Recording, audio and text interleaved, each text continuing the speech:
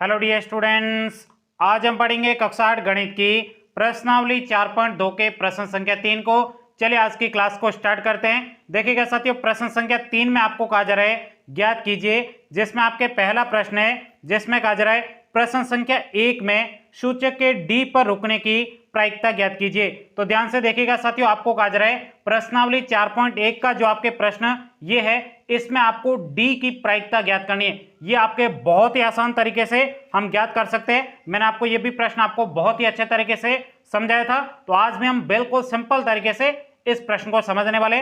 अब ध्यान से देखिएगा साथियों, आपको प्रायिकता ज्ञात करने के लिए सबसे पहले दो चीजों की जरूरत पड़ेगी।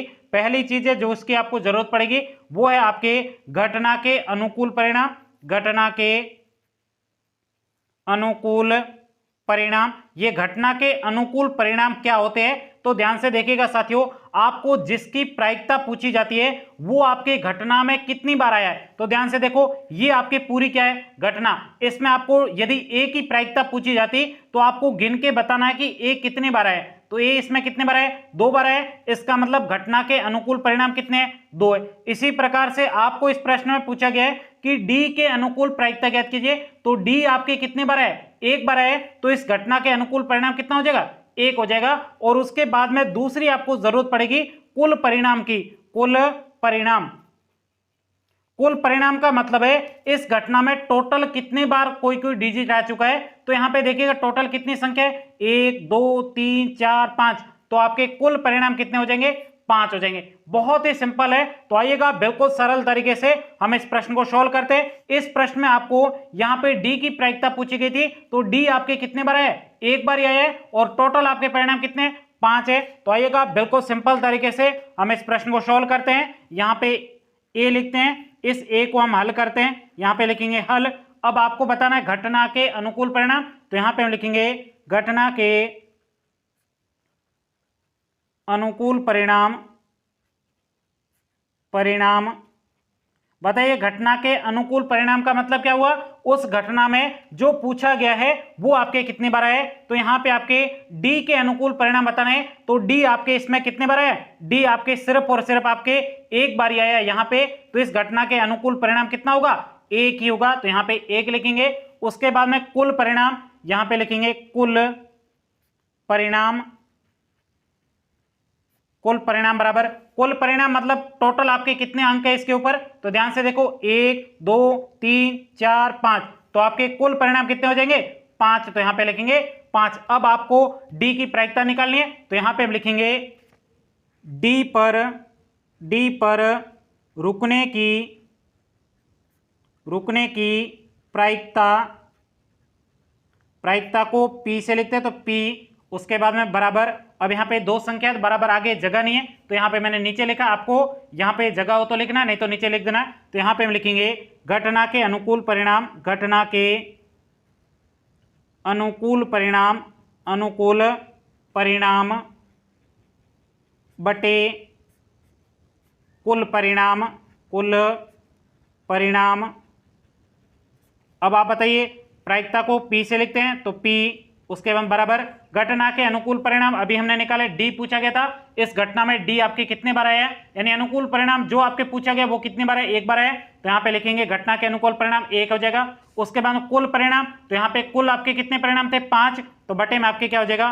5 हो जाएगा। यहीं तक ही आपको डी की प्रायिकता निकालनी थी। डी की प्रायिकता क्या है आपके? 1/5 ANS। यहीं तक कि आपको इस पहले एक आपको आंसर लिखना था। अब यहां पे आपको बी प्रश्न पूछा गया है जिसमें कहा जा रहा है अच्छी प्रकार से फेंटी हुई 52 ताशों की एक गड्डी में से एक इक्का प्राप्त करने की प्रायिकता है। तो ध्यान से देखिएगा साथियों, यहां पे मैं आपको ताश बता देता हूं। ये आपके ताश है, इसमें आपके टोटल आपके यहां पे वैसे आपको दे रखे 52 पत्ते हैं। तो यहां पे टोटल तो 52 पत्ते हैं। इसमें से आपको घटना के अनुकूल परिणाम कौन से? इक्का के अनुकूल परिणाम। इसका मतलब इस ताश में इस प्रकार के इक्के कितने, ये आपके अनुकूल परिणाम हो जाएंगे। तो ध्यान से देखिए, एक तो ये हो गया इक्का, एक आपके ये लाल वाला हो गया दूसरा, और उसके बाद में यहां पे देखोगे तो ये आपके यहां पे तीसरा हो गया, ये तीसरा, 1 2 और ये आपके 3 हो गए, और उसके बाद में एक आपके ईंट का हो गया, ये 4। तो आपके घटना के अनुकूल परिणाम कितने हो जाएंगे? तो आप ध्यान से देखोगे, यहां पे मैं इनको मिला देता हूं।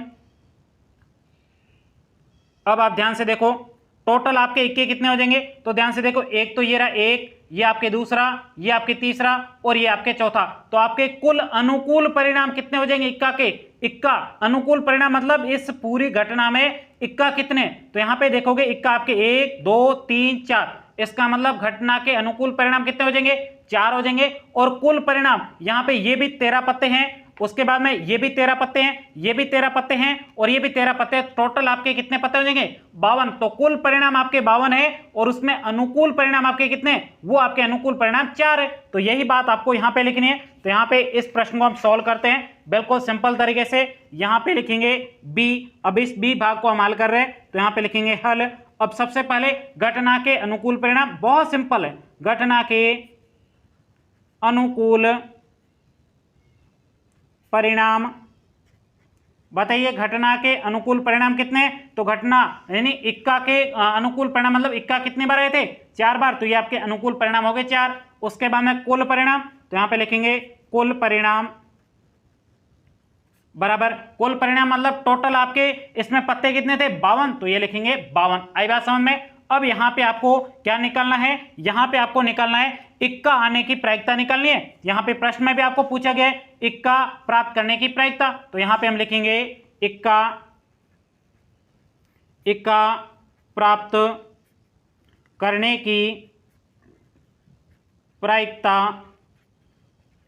प्रायिकता को किससे लिखते हैं? पी से, तो पी, उसके बाद आगे जगह नहीं बराबर। अब यहां पे प्रायिकता की आपके सूत्र क्या हो जाएगा? तो यहां पे लिखेंगे घटना के अनुकूल परिणाम बटे कुल परिणाम, घटना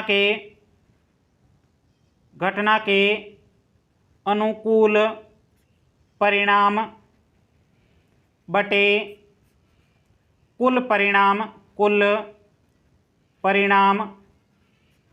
अब यहां पे प्रायिकता को P से लिखते हैं, तो P बराबर घटना के अनुकूल परिणाम, अभी हमने देखे थे अनुकूल परिणाम मतलब इक्का के टोटल अनुकूल परिणाम मतलब इक्का कितने बार है? 4 बार, तो ये आपके अनुकूल परिणाम 4। उसके बाद में कुल परिणाम मतलब ताश में टोटल कितने पत्ते थे? 52, तो ये आपके कुल परिणाम 52 हो जाएगा। उसके बाद में ये संख्या यदि कट रही है तो आपको काट देना है। देखिएगा इसमें 4 का भाग 4 में कितने बार जाएगा? 1 बार। उसके बाद 52 में 4 का भाग 5 में जाएगा 1 बार, शेष 1 बचा 12, 12 में 4 का भाग जाएगा 3 बार, तो यहाँ पे 13 हो जाएगा।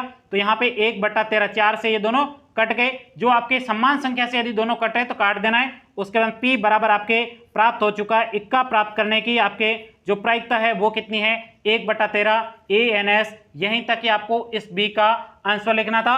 अब यहाँ पे आपको तीसरा प्रश्न पूछा गया है। इस तीसरे प्रश्न को ध्यान से देखेगा।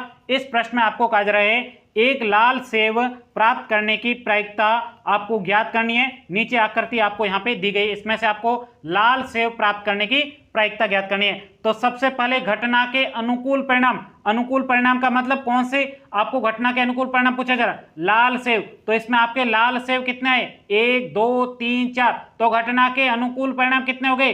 4 हो गए। उसके बाद में टोटल परिणाम यानी कुल परिणाम कितने? कुल परिणाम गिनोगे 1 2 3 4 5 6 7, तो आपके कुल परिणाम कितने हो जाएंगे? 7 हो जाएंगे। घटना के अनुकूल परिणाम कितने हो जाएंगे? अनुकूल मतलब लाल सेव कितने हैं वही पूछा गया, 1 2 3 4, बहुत सिंपल है 4 है। तो यहां पे हम इस सी भाग को भी सॉल्व करते हैं। यहां पे लिखेंगे सी हल। अब सी को हल करते हैं। सबसे पहले घटना के अनुकूल परिणाम, बहुत सिंपल है, घटना के अनुकूल परिणाम बताइए। घटना के अनुकूल परिणाम मतलब लाल सेव कितने बार है? तो लाल सेव अभी आपने गिना था 1 2 3 4, तो यहां पे लिखेंगे बराबर में घटना के अनुकूल परिणाम 4 हो जाएंगे। उसके बाद में कुल परिणाम, तो यहां पे लिखेंगे कुल परिणाम बराबर कुल परिणाम मतलब टोटल सबको गिनना है। तो टोटल आपके सेव कितने? 3 3 6 और 1 7, तो यहां पे लिखेंगे 7। अब यहां पे आपको लाल सेव प्राप्त करने की प्रायिकता निकालनी है, तो यहां पे हम लिखेंगे एक लाल सेव प्राप्त करने की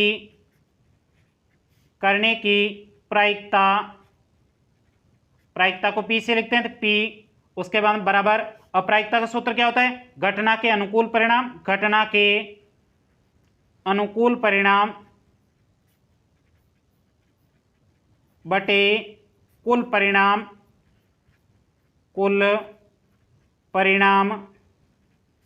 अब प्रायिकता को P से लिखते हैं, P।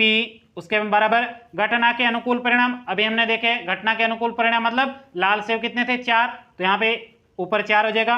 अब कुल परिणाम मतलब टोटल आपके कितने सेव थे, टोटल आपके 7 थे, बटा में 7 हो जाएगा। ये संख्या किसी से भी नहीं कट रही है। तो यहीं तक कि आपको इस प्रश्न का उत्तर लिखना था। उम्मीद करता हूं ये पूरा प्रश्न आपको बहुत ही अच्छे तरीके से समझ में आया होगा। यदि कहीं पर भी कोई डाउट हो तो आप मुझे कमेंट्स करके बता सकते हो। और अभी तक भी हमारे व्हाट्सएप ग्रुप में नहीं जुड़े हो, लिंक आपको डिस्क्रिप्शन बोर्ड में दिया गया है, जल्दी से आप व्हाट्सएप ग्रुप में जुड़ जाएगा। वहां पर आपको किसी भी प्रकार का कोई भी डाउट हो तो आप सीधा मुझे वीडियो कॉल करके पूछ सकते हो। वहां पे मैं आपको बिल्कुल फ्री में अच्छे तरीके से समझा दूंगा। तो साथियों मिलते हैं अगली क्लास में, तब तक के लिए जय हिंद जय भारत।